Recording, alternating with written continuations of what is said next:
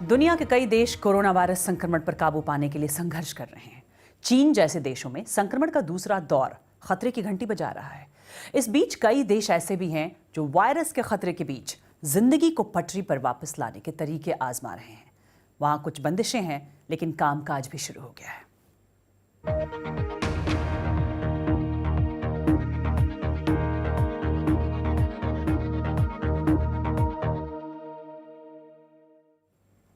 और भारत में लॉकडाउन के तीसरे चरण के खत्म होने की तारीख भी नजदीक आ रही है और कोरोना वायरस से संक्रमण के मामले 67,000 से ज्यादा हो गए हैं। ऐसे में सवाल उठ रहा है कि आगे क्या होगा? क्या लॉकडाउन बढ़ेगा? इसे लेकर प्रधानमंत्री नरेंद्र मोदी ने आज कई राज्यों के मुख्यमंत्रियों से बैठक की। प्रधानमंत्री ने कहा कि उनकी सबसे बड़ी चुनौती लॉकडाउन में ढील के बावजूद कोरोना वायरस को गांवों में फैलने से रोकना है। उन्होंने कहा कि पूरी दुनिया ये मानती है कि भारत कोविड-19 से खुद को सुरक्षित रखने में कामयाब रहा है और इसमें राज्यों ने बड़ी भूमिका निभाई है और राज्यों की सलाह पर ही आगे की रणनीति भी तय की जाएगी।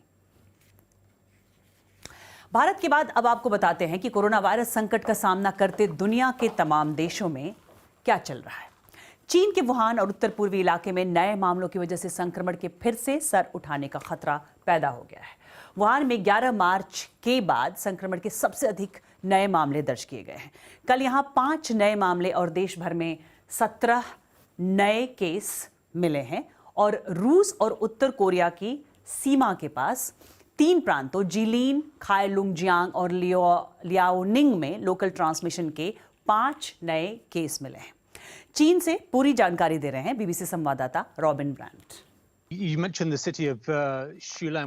शुलान शहर ऐसे प्रांत में है जिसकी सीमा उत्तर कोरिया से मिलती है।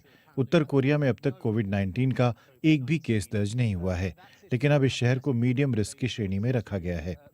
हम वुहान में भी संक्रमण के नए मामले देख रहे हैं, जहां से ये सब शुरू हुआ था। यहाँ 5 नए केस दर्ज किए गए हैं। संभवतः ये एक ही कंपाउंड के आसपास का मामला है, जो 89 साल के उस बुजुर्ग से जुड़ा है जो मार्च में इस वायरस से संक्रमित हो गए थे। इस बीच यूरोपीय देशों ने लॉकडाउन की पाबंदियों में ढील देनी शुरू कर दी है। फ्रांस में आज से कुछ बच्चों के प्राइमरी स्कूल खुल गए हैं। कपड़ों, किताबों की दुकानें, सैलून और फूलों की दुकानें भी खुल गई हैं। हालांकि रेस्टोरेंट, सिनेमा और बार अभी भी बंद रहेंगे। और स्पेन के कुछ इलाकों में घरों से बाहर एक्सरसाइज की इजाजत मिल गई है, लेकिन सिर्फ 10 लोग ही इसके लिए एक जगह इकट्ठा हो सकते हैं। वहीं खुली जगहों पर मौजूद रेस्तरां खुल रहे हैं, पर सोशल डिस्टेंसिंग का पालन यहां भी करना होगा। वहीं ब्रिटेन में प्रधानमंत्री बोरिस जॉनसन के एक हफ्ते में पाबंदियों में कुछ ढील देने की बात कही, जिसके बाद लंदन में कुछ इस तरह से ट्रैफिक बढ़ गया। लेकिन वेल्स, स्कॉटलैंड और उत्तरी आयरलैंड ने कड़ी पाबंदियां बरकरार रखने का फैसला किया है। और यूरोप में पाबंदियों में ढील देने वाले शुरुआती देशों में से एक है जर्मनी, जहां लोगों का ये वीकेंड थोड़ा खुशनुमा गुजरा है। जर्मनी में 7,500 से ज्यादा मौतें दर्ज की गई हैं, जो यूरोपीय देशों में सबसे कम आंकड़ों में से एक है।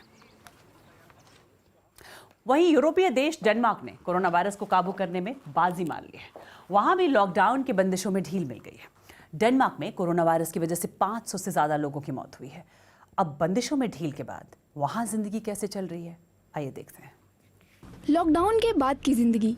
डेनमार्क में कोरोना वायरस से जब एक भी मौत नहीं हुई थी, तभी लॉकडाउन लगा दिया गया था और अब 1 महीने बाद बंदिशें हटा ली गईं। जिंदगी लगभग सामान्य हो चुकी है। ये एक छोटी सी बात है। मैंने अपने नाखून दुरुस्त करा लिए हैं, लेकिन ये अच्छा लगता है। पाबंदी इतनी है कि ग्राहकों की संख्या सीमित रखी गई है। डेनमार्क को बंदिशें हटाने का भरोसा कैसे हासिल हुआ? हमारे हेल्थ सिस्टम पर अधिकतम दबाव नहीं आया था। वायरस फैलने की रफ्तार धीमी हो रही थी। इससे हमें कारोबार दोबारा शुरू करने का मौका मिला।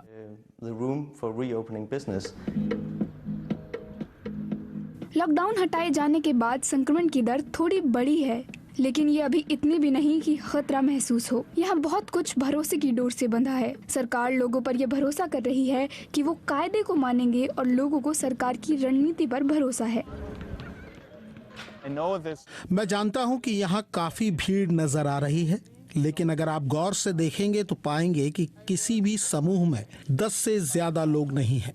मैं हैरान था कि कितने लोग बाहर निकलना चाहते हैं। और वो सब अब बाहर हैं। मुझे लगता था कि लोग डरे हुए होंगे, लेकिन लोग सोशल डिस्टेंसिंग के नियमों की शिकायत कर रहे हैं। हम देख रहे हैं कि ये सब सही चल रहा है। डेनमार्क में टेस्टिंग के लिए कई नए सेंटर शुरू किए गए हैं और ये उनमें से एक है। ये सेंटर पाबंदी हटाने के बाद शुरू हुए हैं। आपको जानकारी होनी चाहिए कि कितने लोगों में संक्रमण है। साथ ही ये पता करना भी जरूरी है कि जो उपाय लागू किए गए हैं वो कितने कामयाब हैं। इससे बंदिशों में और ढील दी जा सकती है। जिंदगी का नया ढर्रा बहुत कुछ उसी तरह है जैसे पहले जिंदगी चल रही थी। डेनमार्क ने यहाँ तक का सफर सावधानी से तय किया है और दुनिया देखना चाहती है कि वो इसके आगे कैसे जाते हैं। थाईलैंड में भी जिंदगी पटरी पर लाने की कोशिश है। वहां 3000 से कुछ ही ज्यादा लोग इसकी चपेट में हैं और 60 लोगों की जान गई है। वहां पर कल रविवार से लॉकडाउन में रियायत मिली है, मगर संक्रमण के फिर फैलने यानी कि सेकेंड वेव आने की चिंता बनी हुई है। वहां क्या हो रहा है, देखिए बैंकॉक से बीबीसी संवाददाता जॉनथन हेड की रिपोर्ट। बैंकॉक एक तटीय जिले के अंदरूनी इलाके का मंदिर। यहाँ लोगों को सैंपल लेने के लिए बुलाया गया है। ऐसे बहुत कम देश हैं जो थाईलैंड की तरह कोरोना संक्रमण पर काबू रख पाए हैं। फिर भी प्रशासन चिंतित है। वे हालात काबू में रखना चाहते हैं। थाईलैंड के पास दक्षिण कोरिया की तरह टेस्ट करने की क्षमता नहीं है, इसलिए सरकार उन्हीं इलाकों में टेस्ट कर रही है जहां खतरा ज्यादा है, जैसे कि यहाँ। मकसद है कि वायरस को फिर से फैलने से रोका जा सके। हम बहुत सावधानी बरतते हुए आगे बढ़ेंगे। थाईलैंड के लोगों की सुरक्षा सबसे अहम है। 6 हफ्तों से लगाए गए लॉकडाउन में आंशिक राहत दी गई है। स्ट्रीट स्टॉल खुले रखे गए थे, मगर ऐसे रेस्तरां सोशल डिस्टेंसिंग के कड़े नियमों का पालन करने पर ही खुल सकते हैं। आमतौर पर यहाँ 11 टेबलों पर 30 ग्राहक बैठा करते थे, मगर अब 6 टेबलों पर 6 ही ग्राहक बैठ सकते हैं। पनवत जानते हैं कि उन्हें अगले 3 या 4 महीने ऐसे ही बिताने होंगे।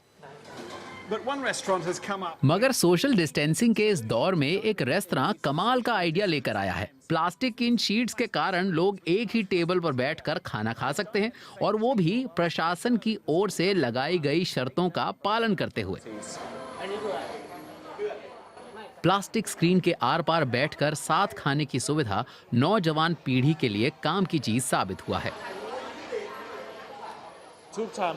हमारे यहाँ पूरे हफ्ते की बुकिंग हो गई।